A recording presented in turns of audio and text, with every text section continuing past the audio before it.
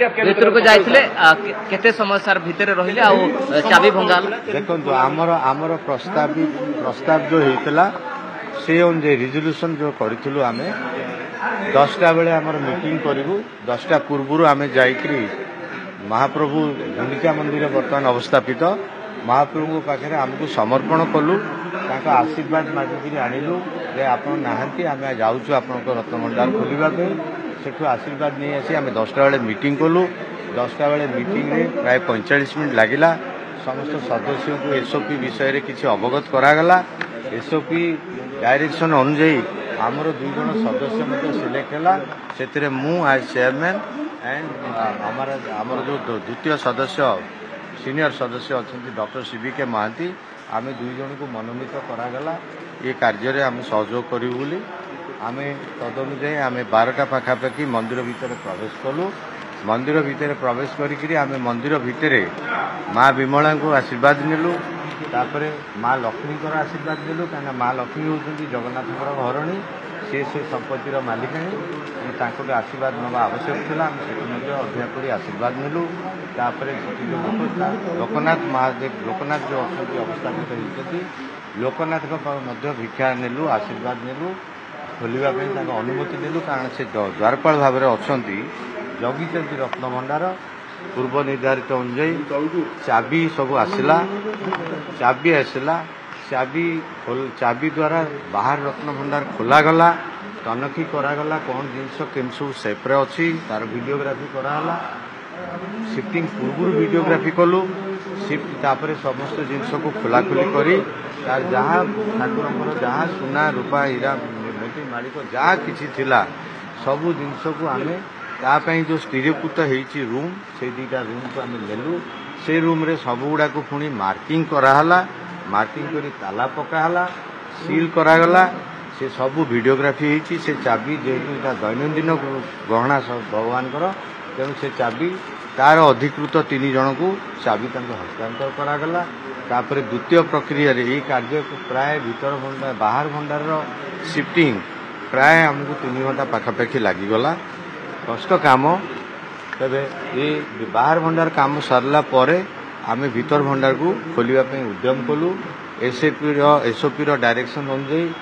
collector महाशय चाबी treasury चाबी आनी प्रस्तुत थिले से चाबी रे प्रथम ताला खोलने उद्यम है ताला खोलला नहीं चाबी तार उपयुक्त चाबी नुहे बोली आमर उपलब्धि है एसओपी निर्णय अनुजाई सरकार परामर्श अनुजाई आम तुरंत भांगा स्टाफ थे फॉरेंसिक लैब लोक थे ब्रेकिंग ओपन पार्टी थे मजिस्ट्रेट थे कलेक्टर थे ये समस्त उपस्थिति रे आम ताला 3टी भांगिलु से तालार परिस्थिति कहीदूचु पूर्व तथ्य अनुजाई गोटे ताला सील थिला 2टी ताला खोला थे 2टी ताला अनसील्ड थिला खोला अनसील्ड थिला सब किंतु लॉक अवस्था रे थिला 3टी जाक ताला खोलिला परे आमे भितर को लाइट प्रबंध कलु करी आमे समस्ते जो 11 जन अधिकृत सदस्य जीवाई भितर को स्थिरीकृत होता आम कमिटी छड़ा अन्य कमिटी और अन्य आवश्यक व्यक्ति समस्ते आम भितर को गलु आलमीरा सिंधुक भगवान सब जो अवस्था अच्छी अनुधान कलु तार मत वीडियोग्राफी कलु आम पूर्व निष्पत्ति अनुजाई किंतु सेत को प्राय 4.5 घंटा हो गला मंदिर कर्तृपक्षर जो 7-8 जन सदस्य ता भितर थिले समस्ते जेहेतु बाहुड़ा जो प्रक्रिया आरंभ होती व्यस्त अच्छा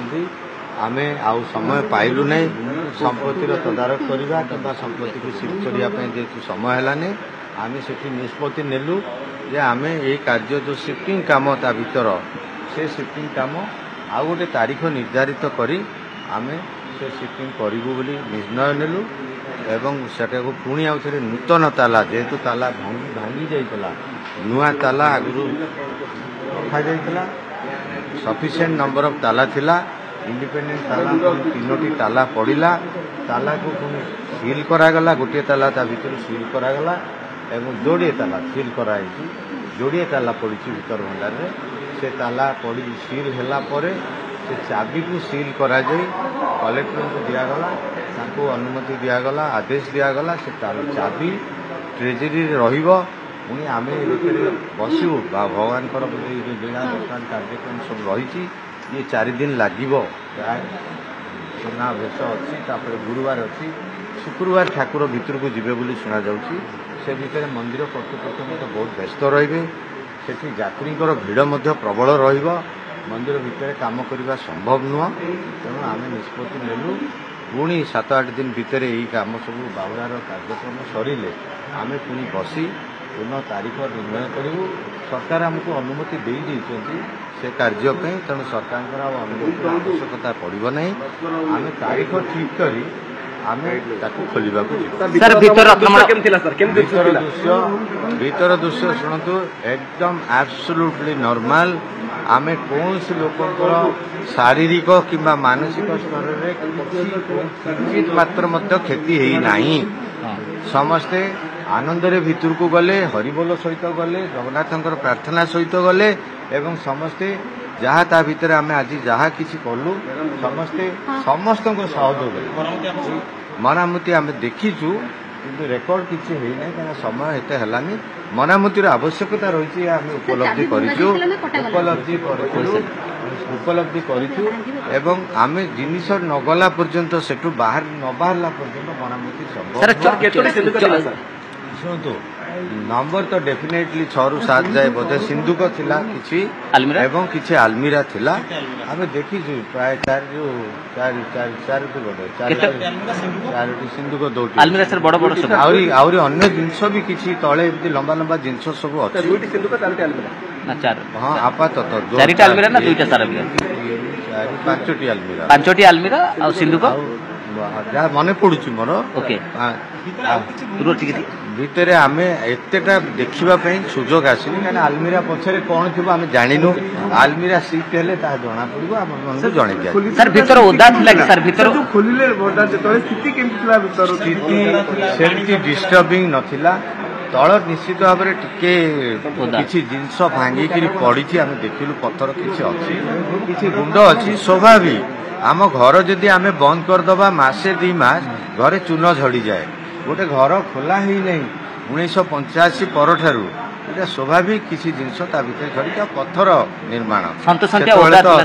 ଟିକେ ପାଦ ଏତେ ଓଦା ଆମେ ଫିଲ୍ କରିବୁ କାହିଁକି ଆପଣ ଶୁଣନ୍ତୁ ଗୋଟେ ଭୁଲ ଧାରଣା ସୃଷ୍ଟି ହେଉଛି ତା ଭିତରେ ପାଣି ବର୍ତ୍ତମାନ ଅଛି ଆପଣମାନେ ସମସ୍ତେ ଜାଣି ରଖନ୍ତୁ ମନ୍ଦିର ବେଢ଼ାର ଉପର କାମ ସମ୍ପୂର୍ଣ୍ଣ ହେଇସାରିଛି ଉପରୁ ପାଣି ଗଳିଲେ ତ ତଳକୁ ଆସିବ ତେଣୁ ସେ ଭୁଲ ଧାରଣାରେ କେହି ରହନ୍ତୁନି ପାଣି ଗଳିଥିଲା କ'ଣ ହେଇଥିଲା କାଠ ଆଲମିରା କିଛି ଅଛି ଷ୍ଟିଲ୍ ଆଲମିରା ମଧ୍ୟ ଥିଲା ଗୋଟେ ଆମେ ଦେଖିଛୁ ସିନ୍ଦୁକ କାଠର ଥିଲା ଆଜ୍ଞା ଶୁଣନ୍ତୁ ଏଗୁଡାକ ସବୁ ଯିଏ ଯାହାର ଗପ ଚଲାଉଛନ୍ତି ଲୋକ ସେମିତି ସିନେମା ତିଆରି ହୁଏ ସିନେମା ବଳିଷ୍ଠ କରିବା ପାଇଁ ଉତ୍କୃଷ୍ଟ କରିବା ପାଇଁ କାହାଣୀ ବନାଯାଏ କିଛି ଲୋକ ଛଡ଼ା କରନ୍ତୁ ସେଭଳି କାହାଣୀ ସୃଷ୍ଟି କରିଛନ୍ତି ଜମା ସେଥିରେ ବିଶ୍ୱାସ ରଖନ୍ତୁ ନାହିଁ ଆମେ ତ ସଦେହରେ ଗଲୁ ସଦେହରେ ଆସୁ ଆପଣଙ୍କ ସାମ୍ନାରେ ସାର୍ କିଛି ଗର୍ତ୍ତ ଅଧିକା ଆମେ ପ୍ରମାଣ କ'ଣ କିଛି ତାର ଗର୍ତ୍ତ ଥିଲା କି ସେମିତି କିଛି ଆପଣ ହୋଲ କିଛି ଥିଲା କି ଗର୍ତ୍ତ ସୁଡ଼ଙ୍ଗ ଭଳିଆ କିଛି ଶୁଣନ୍ତୁ ତାର 4 କର ଯାକ ଆଲମିରା ଆଉ ଲକର ରହିଛି